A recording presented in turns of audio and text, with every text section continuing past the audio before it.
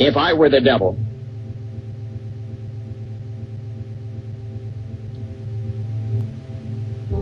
if I were the prince of darkness, I'd want to engulf the whole world in darkness, and I'd have a third of its real estate and 4/5 of its population, but I wouldn't be happy until I had seized the ripest apple on the tree.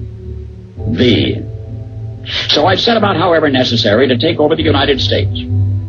I'd subvert the churches first. I'd begin with a campaign of whispers. With the wisdom of a serpent, I would whisper to you as I whispered to Eve, do as you please.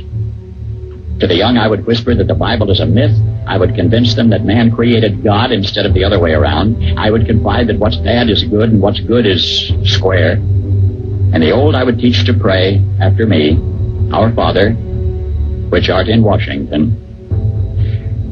And then I'd get organized. I'd educate authors in how to make lurid literature exciting so that anything else would appear dull and uninteresting. I'd threaten TV with dirtier movies and vice versa. I'd peddle narcotics to whom I could. I'd sell alcohol to ladies and gentlemen of distinction. I'd tranquilize the rest with pills. If I were the devil, I'd soon have families at war with themselves, churches at war with themselves, and nations at war with themselves, until each in its turn was consumed. And with promises of higher ratings, I'd have mesmerizing media fanning the flames. If I were the devil, I would encourage schools to refine young intellects, but neglect to discipline emotions. Just let those run wild. Until before you knew it, you'd have to have drug-sniffing dogs and metal detectors at every schoolhouse door. Within a decade, I'd have prisons overflowing. I'd have judges promoting pornography.